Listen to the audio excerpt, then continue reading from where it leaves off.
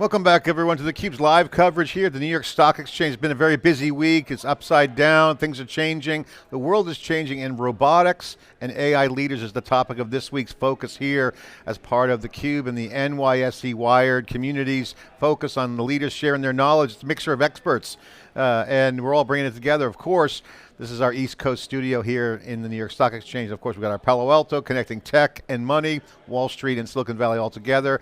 Really, it's the confluence of where AI is going. It's really about tech culture and next level kinds of things. Brain Corp is here. David Pinn, the CEO. They are the leader at the forefront of robotics, innovation, driving enhancements, all around robotics. Again, a lot has to work, and they're going to bring it all here on theCUBE right now. David, thanks for joining us here remotely from San Diego. Thank you very much for having me, John. It's been raining in California from what people are telling me, but it's so it's okay weather here in New York, but great to have you on, and love your company. You guys have been around for a while. I want to get into some of the things you just got in the field, what you're working on, the breakthroughs, software, hardware, and a variety of other things around the business. But first, set the context, lay out what you guys do, how long you've been around funding, share some of the numbers. Sure, absolutely, and thank you for having me on the show. So Brain Corp has been around for about 15 years. We've got around 40,000 robots in the field and counting. Those robots do a variety of things, largely in commercial environments. Think retail, schools, hotels, hospitals, warehouses, etc. We clean the floors, we check inventory. We basically help make sure that those environments have a clean environment, the right product at the right place, at the right price, at the right time. So that's the core of our business. What's interesting about our business uniquely in the robotic space is that we're a software-only company. We partner with hardware OEMs, partners that bring the physical device to market, while Brain Corp provides the operating system, the underlying autonomy layer, and intelligence layer to those hardware devices. Yeah, you're the brain OS behind everything. You're the brains behind the operations. Hence Brain Corp. You got it. Okay, you guys have quite a journey. Take us through the origination, because a lot's changed. You guys have been in the arena, so to speak, from day one, really, when it really starts, the commercialization kicked in, first generation of compute starts to hit the scene, IoT edge, industrial IoT edge, mostly factories, and again, workplaces, have been putting robots in place for tasks, some of them end-to-end built, but now we're getting into a wave of more autonomy. Unmanned retail's a topic. We're seeing all kinds of cool things. Take us through the progression from the origination to now. What's the core story of Brain Corp?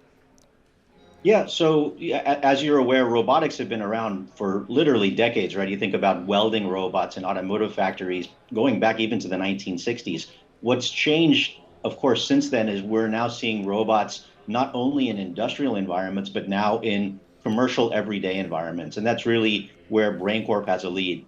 Operating robots in and around the public, as I mentioned, for example, in a retail environment where safety is paramount.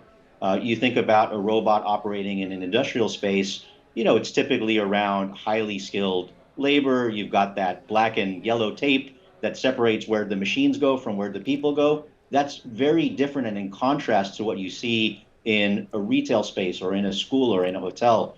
There where you're operating in and among the public, safety, as you mentioned, is 100% paramount. And so that's a big transition that we see in the space that we've really led in the space, is helping robots move from that industrial type of space to the commercial space. Leading with safety first, of course, is extremely critical in these kinds of environments. How has your business changed in the past couple of years? Obviously, it's gone mainstream. Jensen Huang on GTC, his event, obviously robots are central to his presentation with AI and big AI factories. But in everyday life, what's been the business momentum as the customer base shifted, TAM expanded? What has been some of the business dynamics? Yeah, absolutely. I mean, robots are becoming way more mainstream outside of that industrial core. When we got started 15 years ago, most of what we were focused on was R&D and research. We started commercializing our solution about 8 years ago, and we were very fortunate to have early adopters like Walmart take the lead on adopting our technology inside of their environment. And as you mentioned, since then, we've gone from the early adopters really to a very mainstream product where most retailers are very comfortable now with having robots operating in their environment, whether it's to clean the floors, Yeah. whether it's to check inventory, whether it's to make sure that their merchandising is Yeah. correctly placed on the shelf. I mean, you got to love being the CEO of a company who's got the software, the brains, and the market on the hardware side is democratized. One, you got supercomputing being democratized, and you got components. There's more sensors, there's more things to connect physically. The AI physical is a hot trend. As a result, that opens up the aperture for the autonomous mobile robot, right? That's the category you guys play in. What's been the go-to-market for you guys? Has been any growth issues behind it? What's the impact to you? Yeah, so of course, as this technology matures, the pricing comes down. That helps drive adoption. So we're very excited to see, as you mentioned, all of the advancements on the compute side, where you can get more and more compute on device for lower and lower prices, making the economics more and more attractive for our commercial customers. And it's the same story on the sensor side. You see the advancements being made on LiDARs, for example. When we first got started, a 3D LiDAR cost tens of thousands of dollars. Yeah. Now you can get a Yeah. very decent 3D LiDAR for maybe a couple $100s, right? And so those kinds of advancements on the compute and on the sensor side really help to drive the cost down and drive the adoption up. What's awesome about this market is that, again, you guys are software. So, I mean, first of all, robotics is a great community, very open. People talk and collaborate. So, awesome to see that grow and thrive. But now you're getting into the commercial side. You got an OS you mentioned, and you got software. So you now have that platform developer relationship evolving quickly. Hardware and software is a key part of the successful robotics ventures that we've seen, certainly from a utility standpoint, from not only exponential scale, but like getting more capability in there. The role of computer vision and machine learning and now generative AI now also piles in. So talk about that piece of the tech, because this becomes something that now we think is going to be an accelerator of net new things. Massive step function change on capability existing today, but net new because you're going to start to see applications get fused Absolutely. in. So talk about that platform developer relationship, and then some of the new stuff like vision and machine learning and Gen AI. How's that all intersect? Yeah, absolutely. Yeah. So all of the latest advancements with transformer models, Gen AI, foundational models has been revolutionary to our business. You think both on the floor care side of our business as well as on our shelf scanning side, the ability for an autonomous mobile robot to really understand its environment, understand what it's seeing is critical for these applications, right? Yeah. On the shelf scanning side, it's all about recognizing which products are on which shelves, what are the prices, et cetera. And in order to do that with a high accuracy that's required for these business use cases, you need really advanced computer vision, really advanced inference engines that can understand the difference between, an 8-ounce can of soda and a 12-ounce can of soda, for Yeah. example. Some nuances that are very hard for a human to detect with their own eye. These new advancements in Gen AI are able to discern the differences. And so I'm very proud of the fact that BrainCorp's on the cutting edge when it relates to computer vision, both for detecting product on shelf as well as for navigating in the physical space. Just maybe a more mundane example, but something kind of fun, right? Is that, when you're cleaning the floor with a commercial grade, robotic floor cleaner, and these things, they're about the size of a riding lawnmower. They weigh about 1,000 pounds. Yeah. You've got to navigate very carefully Yeah. in these, crowded commercial spaces, and being able to detect, is this an obstacle on the floor that I should go around? Is this actually a spill on the floor that I should go through and clean up? That requires advancements in computer vision that we've been deploying. And so we're very excited about this new technology that's come out that's really enabled more use cases for us, again, both on the floor care side as well as on the shelf scanning side for us. I love the computer vision angle because two things. One, vision is a lot of data. That's a discussion we can have. But also the technology in vision is enhancing. But then, okay, that's hard. Not a lot of people go to school and get a degree in coding vision. But developers who are using software now can access that. So, I'm sure you're seeing a ton of development around that. You're enabling that expertise. Talk about the role of vision, the size of the data, what that does to the at the software layer, how you guys think about the data volume, how you're handling that from an inference reinforced learning standpoint, and then also on the technology side around computer vision. Depth, stereo is our terms. We're seeing people really seeing that in real time. This is real engineering. This is not like write some code, but the coders take advantage of it because now they can tap into it. So data size and how you're handling the data, and then the killer advances in the computer vision, which is the input. Absolutely. And you hit the nail on the head, John, regarding scale, right? I mean, you think about what we do, for example, in Sam's Clubs. There's over 600 Sam's Clubs here in the US. We capture 23 million images a day across those Sam's Clubs on our platform. And so when you add up those 23 million images times, the size of each image and putting that in a robust data pipeline, I mean, just, ignoring for a moment the AI side of the equation, what you do with that data, just thinking about the amount of scale that's required to handle that data at the edge, in the cloud, being able to guarantee, obviously, data privacy, security, face blurring, all the things that are required to have an enterprise-grade commercial solution that can handle that level of data is a really complicated problem that we're very proud to be solving.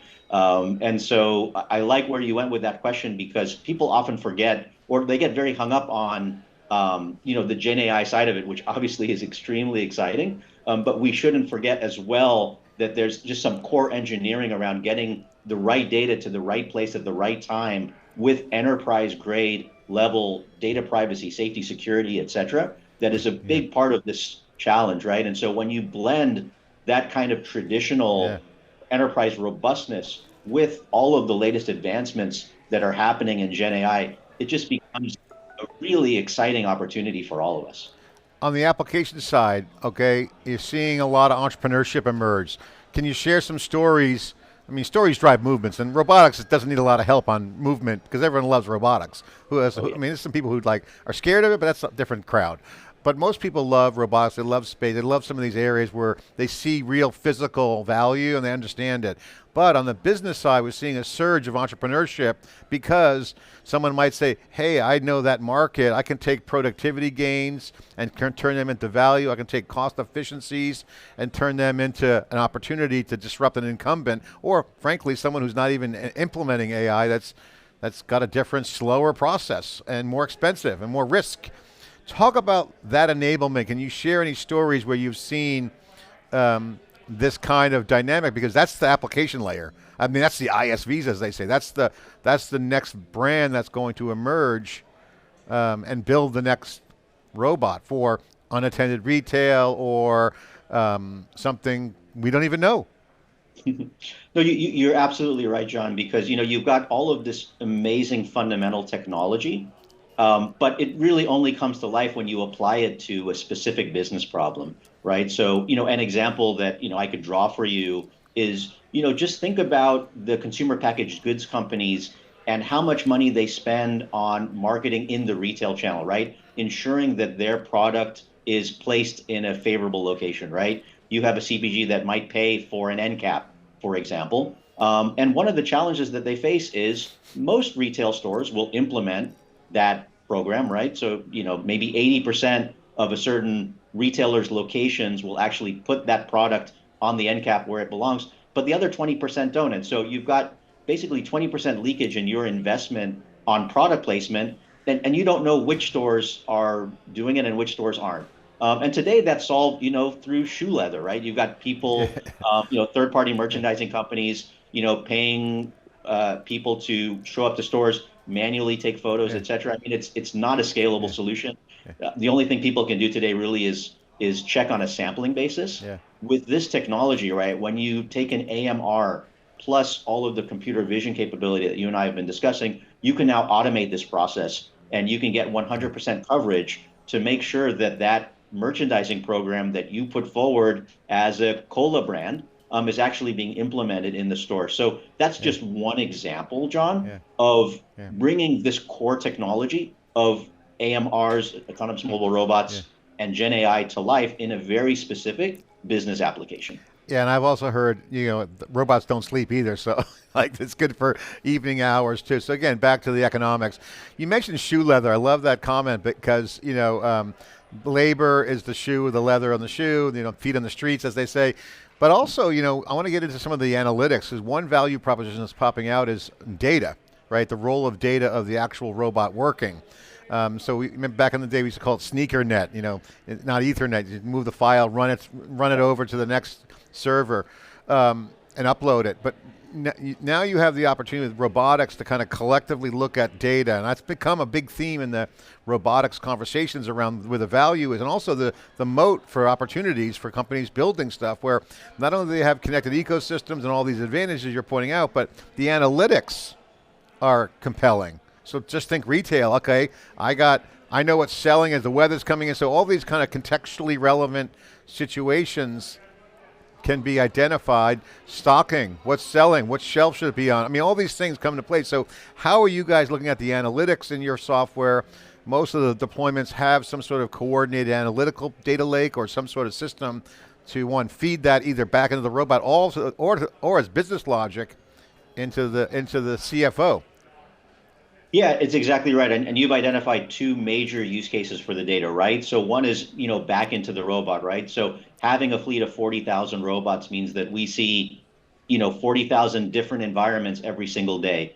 And that data, that telemetry on how the robot is perceiving its environment, behaving with its environment, feeds back into our algorithms and our technology, and our models around how robots should function, right? So the more robots you've got out there, the more data you're collecting, the more corner cases you're able to observe and correct for, the better the autonomous navigation works, and the more robots you sell, right? So there's this internal feedback loop that you're describing that's very powerful within the world of autonomous navigation, autonomous mobile robots, et cetera. So that's on the Yeah. kind of internal feedback loop side. And then you also mentioned the external loop, which is more around the business logic side.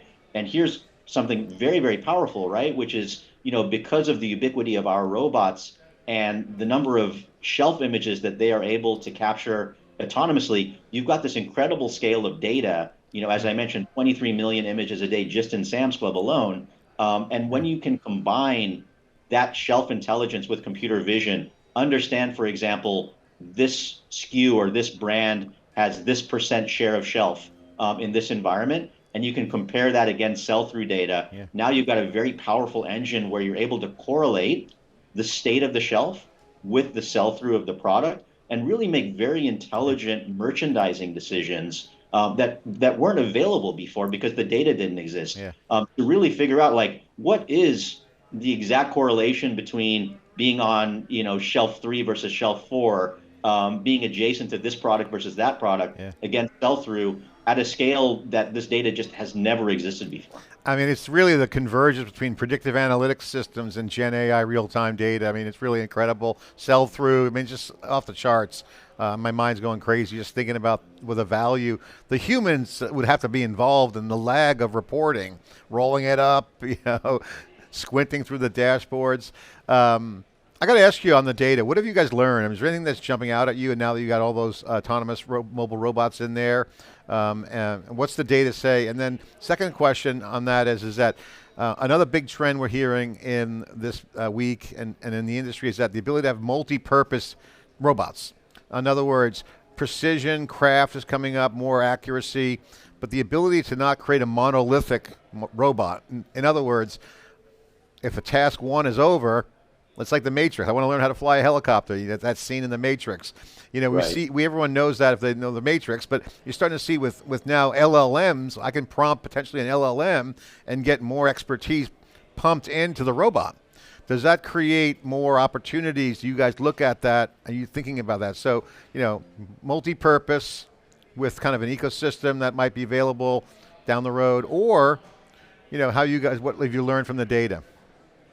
Yeah, so I would say multi-purpose robot is extremely important, right? Think about a retail environment. I mean, most retailers don't want their sales floor to look like a scene from Star Wars, where you've got like 100 different robots zipping around. it's a much better consumer experience if you can have one robot that does many functions. Yeah. And so for us, actually, that's one of the major reasons why we started, honestly, with robotic floor care, is that every environment has a dirty floor that needs to be cleaned. And every such environment has challenges Yeah. finding labor to clean that floor, right? And so you've got this kind of universal base application Yeah. that requires a robot going up and down the aisles to clean the floor. And then the natural question, as you ask, is can that robot do more than one thing? And that's exactly how we got our start Yeah. in shelf scanning is we're going up and down the aisles anyway. Yeah. We may as well be taking photos of those shelves and analyzing those photos and understanding what's out of stock, what's priced correctly, what's priced incorrectly. Is the merchandising laid out the way that it's supposed to be? And so that's really how we got our start, was thinking about, Yeah. how to begin with a basic application and then stack more use cases on top of that same piece of hardware. Yeah. And it's extremely powerful from an ROI perspective. You think about Yeah. one robot, that means one set of motors, one set of batteries, one maintenance contract, and now you can stack a lot of use cases and applications and software on top of that one piece of hardware. A clean floor is a good robot, as they say. See those marks on the floor, you're going to move around. So great stuff. I got to ask you to kind of wrap up, because I love this. We could probably go another hour. We love talking about some of the tech, especially the data. I think is a huge discussion, and continue will be. But the entrepreneurship side is key. I noticed you went to Cal. We were talking about that before we went on camera. There's a lot of people in business school right now, or even engineering, or just in academic, or job skilling, shifting careers. A lot of people are looking at this as an opportunity to either build a product, start a company. What are some of the hot areas that you'd see, white spaces, or big opportunities to either take down an incumbent using the software coming out like yours and others, that with the advancements of robotics, AI is showing some disruptive enablement in workflows and process that's been defined, that's in the physical world now. So this is not just build a SaaS app and throw it in the Apple Store, or build something on AWS. It's beyond that. It's now digital, physical. So I'm imagining this business plan competitions, people are writing code right now. What are some opportunities that you guys see that you could share that would get them either more motivated or share data around what to go after? Well, I'll just amplify your premise, right? Which is that, there a lot of these new Gen AI technologies, they're magical, right? It's just a tremendous advancement that, at least I'll speak for myself, that I wasn't expecting. When we started seeing, ChatGPT 2 and ChatGPT 3 starting to come out, and the amazing things that became possible with multimodal LLMs, et cetera. I mean, it's just incredible, that base technology. But to the premise of your question, the base technology, there's a gap. Let me say, there's a gap between the base technology and specific business problems. And so there is a huge opportunity for my fellow Cal Bears and everybody else in engineering school and business school to really think about specific industries, specific applications, specific problem statements where they have a unique understanding of the intricacies of that problem, and then apply this general technology in a very specific way. In my view, that's really where the value comes, is combining the magic of this general tech with a very specific business problem. And so I'm completely with you. I mean, there's 1,001 ideas out there. I don't want to share them because I want to for myself. But I think you're absolutely on the right track. That this is really where people are going to make a dent. Is bridging the gap between the amazingness of this general purpose technology with very specific business problems. David, thank you very much. We'll do our part to share all the opportunities. Again, not to, you guys have got a well-competitive lead on everyone, so I wouldn't worry. You guys looking good. Congratulations on the success, and thanks for taking the time to share the commentary on the area. And again, as more of the software innovation kicks in, the flywheel there, hardware integration, a lot of builders out there doing building. Agents are coming. Again, a lot more software to feed intelligence into the robot, of course, the data problem and the scale being worked on with more hardware and faster components. So all good. Thanks for coming on. Thank you very much, John. It was a pleasure. All right, we're talking robotics and AI leaders here on theCUBE and the NYSE Wired community. It's an open community of leaders who are sharing their knowledge, participating, and really sharing what's going on so that people can make a better society and also a better tech. And then as Technology continues to evolve. Our lives will be changed by robotics in a good way. I'm John Furrier with theCUBE. Thanks for watching.